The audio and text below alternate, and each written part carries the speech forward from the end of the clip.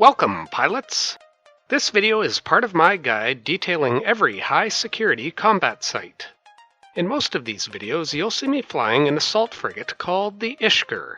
This is mainly because it's my favorite ship to fly, and certainly not due to its performance in this site, nor its escalation, Booster R&D. Combat signatures appear in your probe scanner window, and you must scan them down with probes before you can warp to them. Some combat signatures do not have a difficulty rating, and instead have a chance of escalating to a short story-based expedition. The Serpentis Vigil is a combat signature found in all systems with a security status of 0.8 and lower throughout Gallente space. This site will always spawn a named faction cruiser, and has a decent potential for an escalation, either of which may lead to high-value loot drops. Landing on the acceleration gate will prompt an opening message. Previous explorers have commented that one of the gates requires a passkey. Alternatively, it can be bypassed by convincing the commander to unlock it. You must activate the gate to enter the first room of the site. In the first room, you'll land in front of a large collection of habitation modules, flanked by 2 Serpentis hangars and large cloven red asteroids. Way off to the right, there is a group of Serpentis NPCs near a large coral rock formation. This group consists of up to 3 advanced frigates and up to 5 battlecruisers. Engaging these ships will start a timer that eventually spawns several additional groups of Serpentis NPCs. The first time group consists of a handful of advanced frigates and destroyers, spawning near the inner Serpentis hangar. The second time group is a single battlecruiser named the Core Drug Trader. On rare occasions, this ship does not spawn. The third time group consists of another handful of advanced frigates and destroyers, spawning near the outer Serpentis hangar. The gate to the next room is locked, requiring that all NPCs in the area be destroyed. Destroying the Core Drug Trader causes a sound from the acceleration gate, and a message to appear in your local chat window. Note that if you're able to destroy the Core Drug Trader, as well as all other ships, before the final timed group spawns, you can sneak through the gate prematurely. In the rare case that this ship doesn't spawn, the gate will require you to have a Serpentis gold tag in your cargo hold. In the second room, you'll land in front of a large station ruins surrounded by 8 Serpentis battlecruisers and 3 tower sentries. You can ignore the battlecruisers and instead focus on any one of the 3 sentries. Destroying one of them will trigger a new group of Serpentis NPCs to spawn. This group consists of 3 destroyers, 2 battlecruisers, 3 frigates named Tago's Escorter, and a cruiser named Tago Uriken. The Escorter frigates may webify or warp disrupt you. If you have your local chat window open, you'll see some trash talk from Tago Uriken. Tago Uriken will always drop Shadow Serpentis medium charge ammunition, and a Shadow Serpentis brass tag. If you're lucky, he may also drop a Shadow Serpentis module, a Snake or Asklepian implant, or a single-run blueprint copy for a Vigilant. Destroying Tago Uriken also has a chance of escalating to the Booster R&D expedition.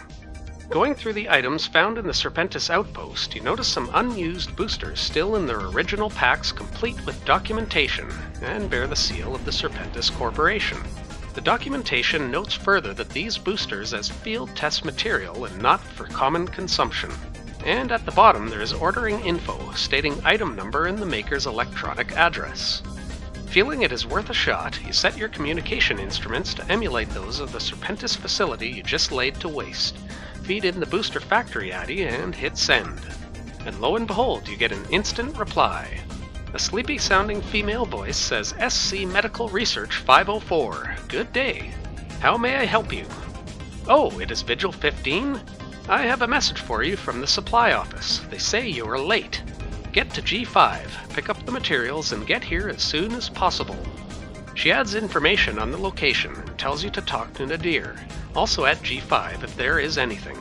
And with that, she is off the air. Escalations will appear on the Exploration tab of the Agency window. As with all unrated expeditions, Booster R&D will have you travel through up to 4 encounters. Each encounter may either continue to escalate or come to an end. Tago Uriken will always spawn in the Serpentis Vigil site, making it perhaps the highest potential for high-value loot drops out of all the high-security Serpentis combat sites. For the Booster R&D Escalation, you'll be seeing me fly either an Ishtar, Deimos, or Proteus. Check the description below for complete fits. For the first encounter of the Booster R&D expedition, you will land inside a clouded area surrounded by a group of Serpentis NPCs. This group consists of 6 frigates named Harvester Guard and 5 battlecruisers named Harvester. The Shadow Serpentis cruiser seems to be a guaranteed spawn and may drop a Shadow Serpentis module or a Snake or Asklepian implant. Destroying the Shadow Serpentis NPC has a chance of escalating to the second encounter of the Booster R&D expedition. Suddenly the channel comes alive with the Serpentis lady from the medical station again. SCMR504 to Vigil 15, divert to a new location. We have news of pirate activity at G5, confirm please. You broadcast a reply with identification from one of the ships you destroyed back at the Serpentis Vigil station, which seems to be sufficient for her. She says that you should stay off the air for security reasons, and that she will contact you soon again with further instructions. For the second encounter of the expedition, you will again land inside a clouded area surrounded by a larger group of Serpentis NPCs. This group consists of up to 14 ships, ranging from destroyers up to battleships. You can focus solely on the Shadow Serpentis cruiser, which again seems to be a guaranteed spawn. Destroying the Shadow Serpentis NPC has a chance of escalating to the third encounter of the expedition. Again, your radio comes alive with the voice of this Femme Serpentis. This is an important security announcement. All ships in G5, G6, G8, and G9 evacuate immediately to a new location and wait for security forces to escort you back to base. It seems like your little enterprise has made the local division of the Serpentis organization a bit confused. Perhaps they are not used to be the hunted. This message was a bit troubling though. You can expect 2 whole gas mining teams and a security team of an undisclosed size. You need to be more careful here. If you choose to stick around for the fight, be prepared for additional ships that may webify or warp disrupt you. Destroying the 3 initial battleships will spawn a second group of advanced frigates and cruisers. And attacking any of the second group will spawn a third group consisting of advanced frigates and battleships. For the third encounter of the expedition, you will land a long ways away from 4 separate groups of Serpentis NPCs. 3 of the groups are about 100 kilometers off, above the landing beacon. Each of these groups consists of up to 20 elite cruisers and battlecruisers. The 4th group is about 200 kilometers below, consisting of 28 elite cruisers and battlecruisers. Among them is a Shadow Serpentis cruiser. You can ignore the majority of the ships and instead make a beeline for the group below. There are several warning signs in their vicinity, allowing you to warp down to your desired range. Destroying the Shadow Serpentis NPC has a chance of escalating to the final encounter of the expedition. The chance of escalating also seems to be possible by simply waiting it out.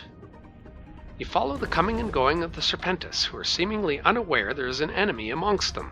When they start warping out again, you position your scanners, let your instruments run a tracking routine, sit back and hope for the best. And yes, you do indeed get feedback indicating a location not too far away as their destination. If they have stuck to their plans, this should be the site of the Serpentis Medical Research Facility. If you choose to stick around for the fight, be prepared for additional ships.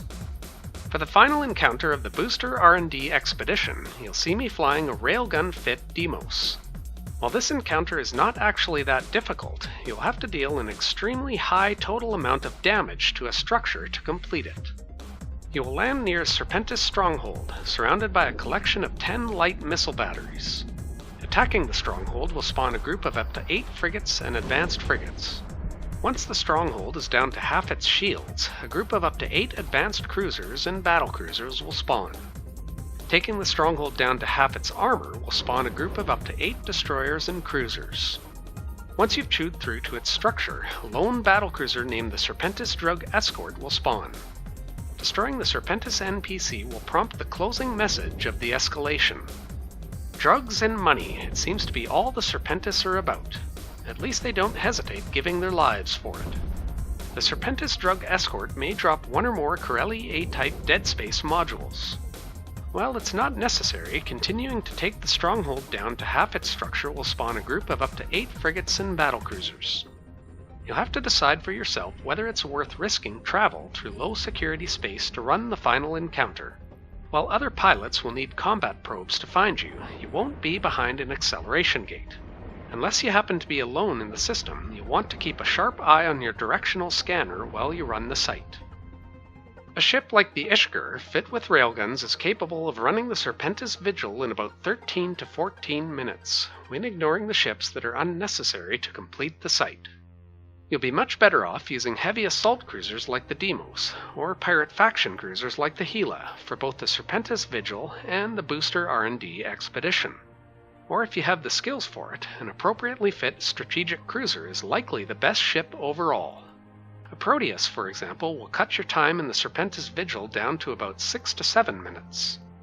While recording the footage for this video series, I kept track of the statistics for 15 Serpentis Vigil sites. Tago Uriken, the Shadow Serpentis spawn in this site, seems to be a guaranteed spawn. Over this period, 9 of these escalated to the Booster R&D expedition. Tago Uriken dropped something beyond the faction ammo and tag 9 times, with the best drop being a mid-grade Snake Epsilon implant. Because the Booster R&D expedition can escalate up to 4 times, and each encounter seems to have a guaranteed Shadow Serpentis spawn, your odds of finding something valuable is quite high. Through my 9 escalations, I had a total of 18 encounters. Only one of these made it through to the final encounter, and in my case the loot from it was quite paltry. In total there were 10 loot drops, with some of the best being a Shadow Serpentis damage control, and another being a mid-grade Snake Gamma implant and a Shadow Serpentis warp scrambler.